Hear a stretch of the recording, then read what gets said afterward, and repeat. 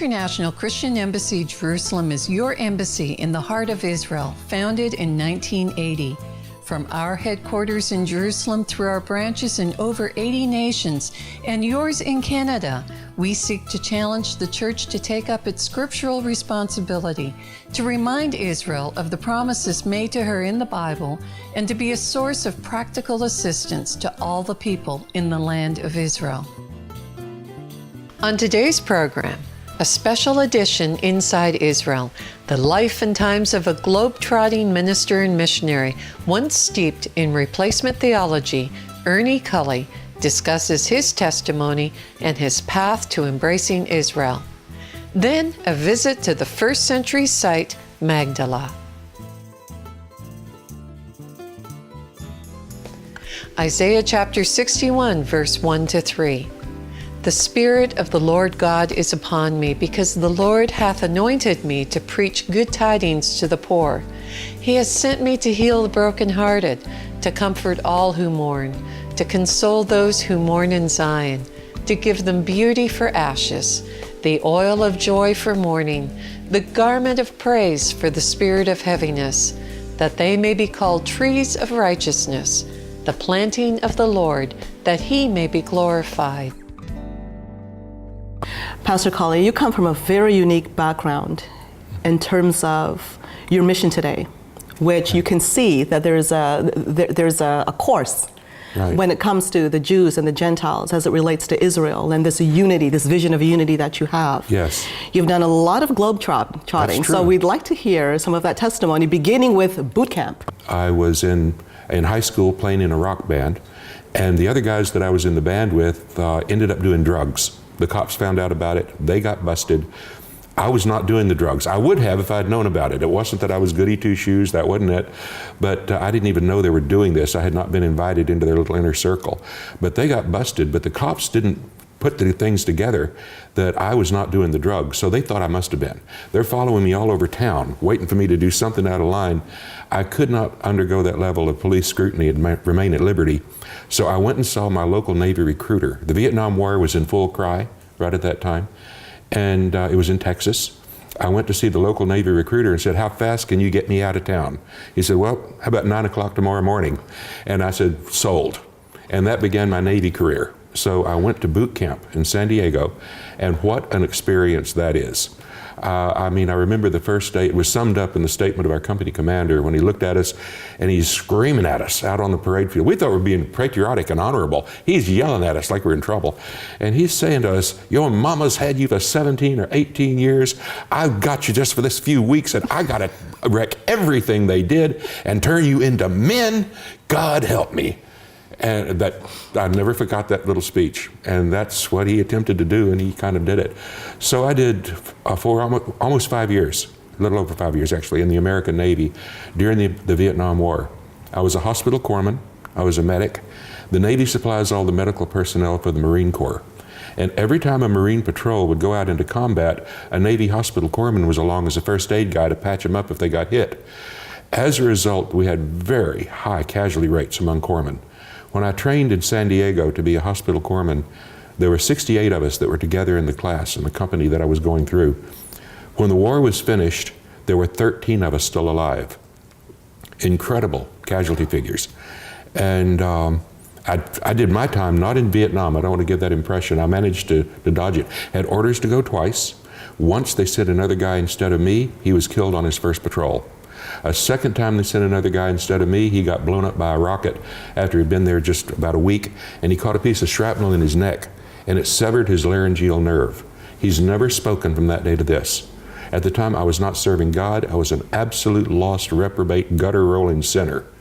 I mean, going after sin as fast as I could, yet God had his hand on me. I saw it clearly. I could tell it. I knew it. And this other guy's getting blown up. People are being destroyed around me. I'm doing the same things, and I'm in a bubble zone being protected. After I got out of the Navy, I was on my way back home to Texas. I was going through Los Angeles International Airport, LAX, and they had anti-war protesters out in the airport that day. They were attacking the individual servicemen, the sailors, the Marines, the airmen, whatever. And they caught up with me, and they were swearing at me and cursing me, spitting at me, throwing garbage at me, calling me a baby killer because I'd been in the military during the Vietnam thing. And I thought, if that's how my country's going to treat me after I put my life on the line, I am out of here. I reacted. I bought a one-way airplane ticket to Australia and immigrated to Australia. I got down there, and it was God's plan. Absolutely. I got there my second day there. I was at a party in a boarding house where I was living, and I bumped into this drop-dead gorgeous redhead. I mean, it was like, wow, look at that. And turned out she was from New Zealand, and she'd only been in Australia for a week. I'd only been there 2 days, and I had stopped off in New Zealand on my way to Australia and fell in love with the place. Well, we started connecting, we started dating, and I didn't know that she was a Christian running from God. Her parents were full-time child evangelists back in New Zealand. I had a little search going on at the time trying to find God. I didn't know where he was. I have a sister who's deeply involved in the occult. She's actually an ordained Wiccan priestess. And we're on kind of different sides of the fence there. But she was getting me involved in all of this, and it started a search for God. I'm trying to find him. I don't know where he is. Marilyn, now my wife, she knows where he is and doesn't want to go there. So each one of us had the piece to the puzzle the other one needed. God put us together, and we happened. And I had the privilege of meeting her. You Lovely did. lady. She is Yes. indeed. Cute accent. Very. Yeah. Now, you ended up in various places that our viewers will be very familiar with in the news. The battle that went on between the Tutus and the Houthis and the Tutsis, and also Katrina. Mm-hmm. You've been on the ground there. Right. And the tsunami that went through Exactly. Indonesia. And I'd like you to describe some of those, because we live in an era in the Western world mostly where we have not been familiarized, nor do we identify with people across the globe and the human suffering that we see. Yet we've opened the doors to immigration. Right. We see what's happening in Europe now. We're getting our fair share of tribulation now, and we need to understand others. And it is a whole new world out there. Yes, that it many is. people are Yes, unfamiliar it is. with. Well, I was headed for medical school. Instead, I ended up in a Bible college, because the only thing that mattered to me once I found Christ, or found Yeshua, was following him and knowing his plan and purpose and going with him. So Marilyn and I got married. We went to Bible college, and out of Bible school, they sent us to Papua New Guinea. We were in Papua New Guinea for 2.5 years. Later on, through a variety of circumstances, having lived for a while in New Zealand, then back into the States, then we were sent by the church we were part of to Southeast Asia. We were missionaries for several years in Singapore, Malaysia, and Indonesia. So we have that sort of under our belt. And it's just simply the way that life has unfolded. I found myself at the site of a number of catastrophes. We haven't sought that, it's just happened. We were in Uganda at the tail end of some civil war things going on, and we saw some violence there. I did. I was awakened by an AK-47 opening up right outside my bedroom window my very first night in Uganda. And the gun was so close that the muzzle flashes were lighting up my room. But it was just typical violence happening in the street on the tail end of some civil unrest. These sort of things would happen. Later on, because of involvement with Uganda, the church I was pastoring had a strong missionary activity going on in Uganda. And in that, we bumped up against a crisis. It was the AIDS crisis. And I was over there seeing all of this. Well, we had a whole load of AIDS orphans dumped on us that no one was taking care of. So we put together, cobbled together a system that has turned out to be the first, and I think today remains the largest, AIDS orphanage in all of East Africa, in the Rakai district of Uganda. We were looking after all these kids whose parents had died, and at that time, concurrent with that, the Rwanda genocide civil war broke out. And the Tutsis and the Hutus were going at it, and I think, some people might dispute the figures on this, but I personally think it was at least 1 million people were killed out of a population base of 8 million. 1 million got killed, and when the war was over, 2 million ran away. This is a devastated country. But when it was happening, they were killing all these people, and what are they going to do? That's a huge logistic problem to have that many bodies to dispose of. Yes. They were throwing them into the river. They were washing away. Problem solved? Not really. They floated into Lake Victoria. Lake Victoria is a tidal lake, and the tides were bringing the bodies ashore at a place called the Kesinsero Fish Landing in southern Uganda. We were the closest relief and development agency with our children's center to this disaster.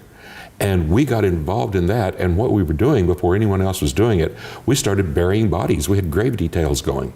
And every day we had teams of people going down, burying. We ended up burying, I think the numbers around 25, 26,000 people, trying to keep some kind of a record of who they were, a man or a woman or a child, and what kind of wound seemed to have killed them or whatever, were they shot, were they hit with a hammer, what happened to them. It was a gruesome thing. But every afternoon we sent a Ugandan pastor down there to do a funeral service over the great mass grave over the new bodies that had just been installed.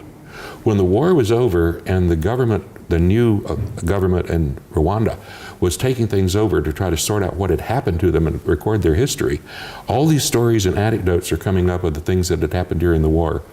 And the thing came up about these people that were burying their people with dignity, honor, and respect, which we were seriously attempting to do. They said, well, who are they? I said, well, they're Canadians. I says, Canadians? What do they do? Well, they do orphans. I say, orphans? We got orphans, invite them in. So we got invited to go in when many other agencies were trying to get in to establish things that were being repulsed. We got invited in and given responsibility for 2,000 orphans that had come out of the genocide that had happened there. And we did. We built it. It's going. It's doing a great job of educating the kids and taking care of them. So, yeah, we saw that disaster very close and personal. And the other two disasters with the tsunami in Indonesia, right, as well as Katrina. Right. How is God found in these kinds of catastrophes? I mean, people look at that carnage and think, where is God? What did that do to you, your faith, and where was the presence that you may have witnessed? From my faith, through this darkness? It strengthens it greatly, because I see the hand of God being extended and moving in so many circumstances and situations. But in those kind of disasters, people turn to their basic fundamental foundation. Who is God as they know Him to be? And many of them are finding when they get there, He's not there. You know, what they're looking to is an empty cupboard. Well, it reminds you of seek the Lord while He may be found. Exactly. Or they're looking for God where He is not. They're not looking to Him through the one who said, I am the way, the truth, and the life. No man comes to the Father but by me. Jesus said that. Yeshua said that in John 14:6. And if they're not looking for Him through that, they're not finding the God that we know. So they're left empty and broken and hopeless, and we're able to go in with a message of hope and a message of recovery, and people gravitate to that. People who've been devastated flock to that for the comfort and the solace that they find in Yeshua at a time such as that. Pastor Culley, given everything you've said, now we're going to transition a bit to Israel. This is the one democratic nation that understands what carnage is, what catastrophe is. Absolutely. Being built upon survivors of the Holocaust, for one thing, let alone being attacked by Hamas and Islamic Jihad on a regular basis, and also understanding what it is to be part of the world. And they welcome the people coming in through Aliyah, right, from the four corners of the earth. Because they come from all over the world. Exactly. Now, you have seen the world in its various forms and the various peoples, and that you could understand that very presence of Israel and the taste of what they have had in terms of the world and catastrophe and so forth. Right. Now, this leads us onto the future, the present, but also in terms of prophecy and where your role might fit in, because I know that you have this understanding of the Jew and the Gentile and how that works. So you're looking at the Gentile globally, right, but you're looking at the Jew, and you speak about Scripture in that context, and that's what I'd like to hear about now. Sure. I've got a relationship into the Middle East that I don't know if I shared with you, but first of all, I've made 5 trips to Israel. I've led tours over there of church people. Love it. Absolutely love Israel. But my oldest son, I have 2 sons, my oldest son married a beautiful young woman from Beirut, Lebanon. And so they actually lived for 5 years in Beirut. My grandchildren were growing up speaking Arabic and English and French, because all of those are common over there. Now they live in San Diego and they're picking up Spanish. But we've been many times over there, been immersed into things of the Middle East at a level beyond what most tourists and people like that would see. We've seen it where it really is, where the rubber meets the road, as it were. And I look around at Israel as the bastion of freedom and of liberty, especially for the people that have come that was established initially for the people coming out of the Holocaust. And I think it's a wonderful thing that the United Nations and the people of the world did, but now they're retracting on a lot of that. They're attacking, it's going back. And it breaks my heart. The Jews need a safe place to go. And here's the deal. God made the world, all of it. Every piece of world that you see, He made it. It's His, by right of manufacture, if you will, to do with it what He will.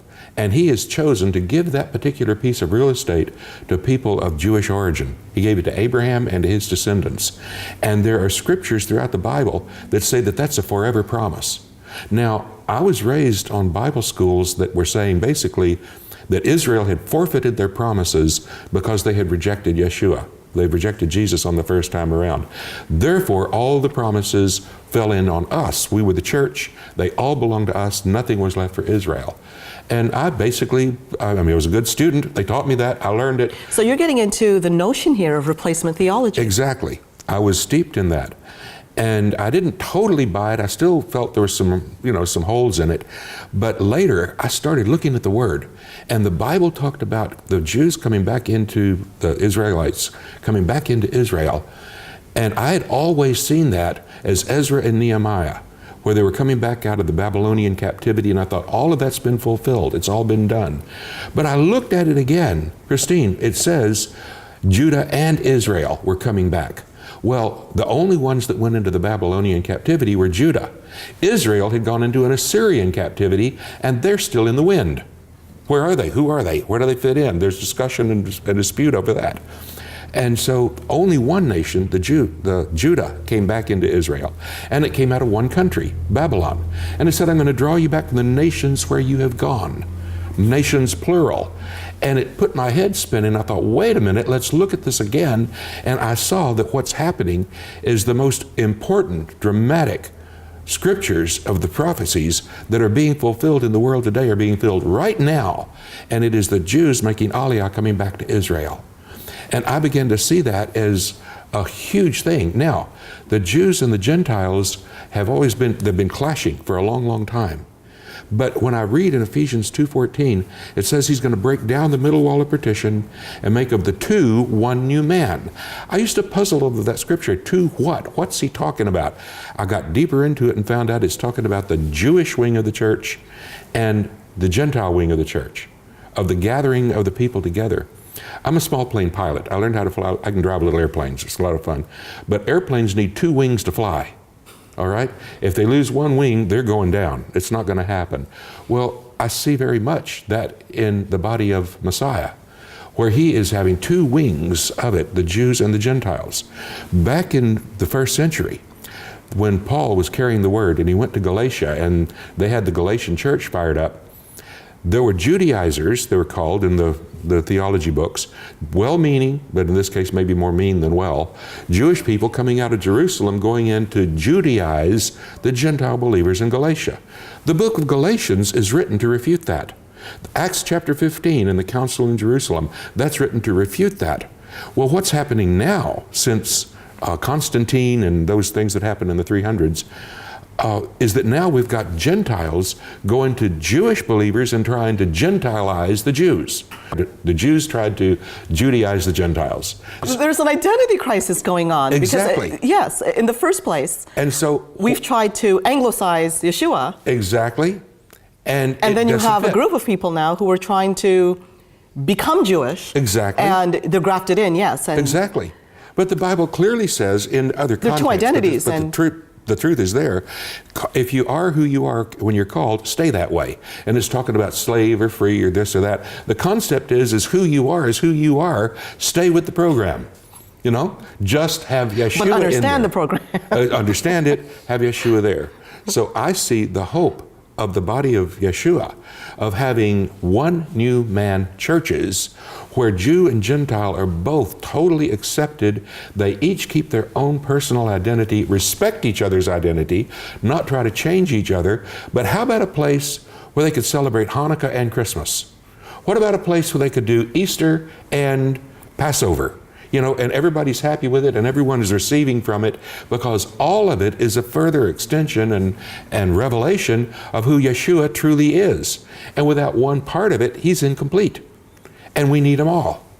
And we can become one in Yeshua. Pastor Culley, I found it very inspirational what Netanyahu once said, that there would not have been the state of Israel had it not been for the work of Christian Zionists. Right. And to this day, he still respects that. He sends a message when the ICEJ does the Feast of Tabernacles, Rivlin attends, and there's that general respect for Christian Zionists that Right. you do see, even recognized by the state of Israel in terms of even a museum that recognizes Christian Zionists. And there we see the two side by side in harmony. Wonderful. That's wonderful. It's got to extend further into the culture. And we need to put forward a message to our Jewish brethren who have not clicked in on this yet, that we are harmless. We are not there to hurt them. We're there to help them. We're there to bless them. We're there to stand with them. If they need help and support, we want to be there. You and I both visited Yad Vashem. Yes, that was my first trip actually to Israel. Oh my! A Yad Vashem delegation. Well, every trip I've made to Israel, I include that in the trip. If they don't have it booked into the tour guide, I make sure that that's there and put a long time into it. And it's overwhelming, absolutely overwhelming. But one of the things that gets me so much about Yad Vashem is the grove of trees outside. All of the trees they've got planted, and at the base of the trees, there are little plaques with names on it. Who are these people? Who are the names? They're names of Gentiles. They were called the righteous among the nations. They were the Gentiles who stood with the Jewish people being persecuted in the Holocaust, many of them laying down their lives, paying the ultimate price to protect them, to preserve them, to save them. And they're being honored by having a plaque at the base of these trees. One of the deepest cries of my heart is if the world ever goes to mush like that again and falls apart that way, I hope that God would give me the grace and the courage to do whatever it takes, that when the dust settles, that somehow Ernie Culley would raise a tree at a place called Yad Vashem. Wow, what a place to end this interview on. It's been an honor. And for a fellow that went to boot camp, you're now doing it as a Christian. It was good training. I want to thank you so much for Christian. Sharing the story with us and the inspiration. Thank you for the opportunity. Shalom. Shalom. Isaiah chapter 43, verses 1 and 2.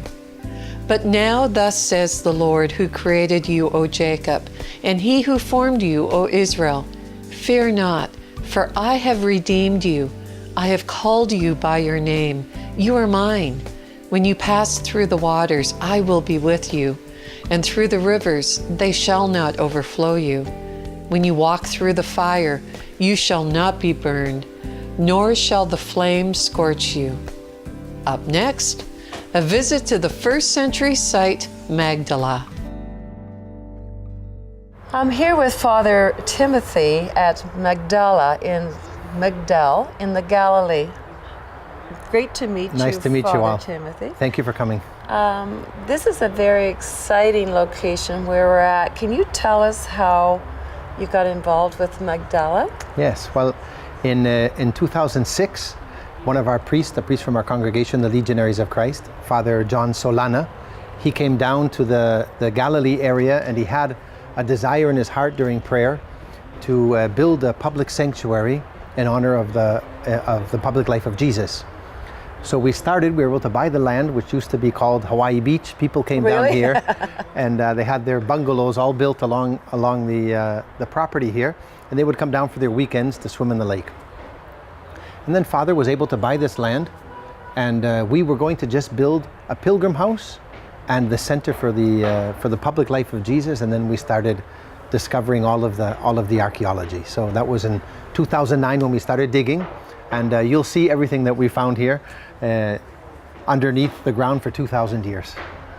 It's a very exciting project. Yeah. You had no idea that we're in the middle of an archaeological dig. None at all. So this represents a first century synagogue? Everything in the town is first century. All right. After the Jewish revolt in the year 66, 67 here, the Jewish community leaves, and so there's nothing built after that. In many other places here in the Holy Land, you find the different time periods. Here you just find first century. And of the more than 2,300 coins that we found here, all of them are in that time period of the first century. So where are those coins today? Well, we have a lot of them in our storage. They have to be restored and renewed and studied. And some of the others The more important ones are down in the Rockefeller Museum in Jerusalem. Oh, I see. Okay, because Israel Antiquities would have a keen interest in archiving that. Right. So we found everything here is first century. So the synagogue obviously is first century. And in all of Israel now, up until now, they've only found 7. This, we believe, is one of the most well-kept, and it's the only one that has the mosaics and the frescoes, and then the Magdala stone that we found that we'll talk about. So we'll get to see these items, yes, we will. Right? Yes. How is this significant to Christians?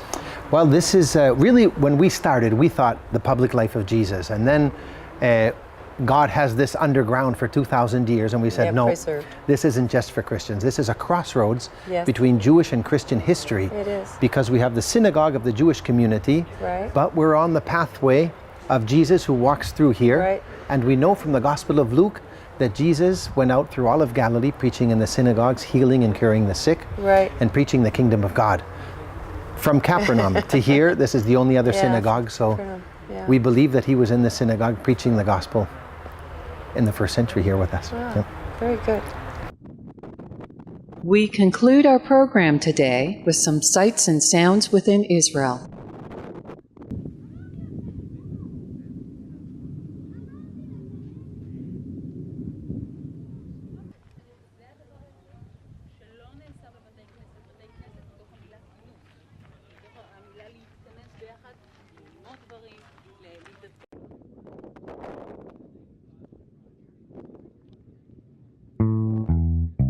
Thank you for joining us today, and be sure to visit our website at www.icejcanada.tv or call us at 1-866-324-9133.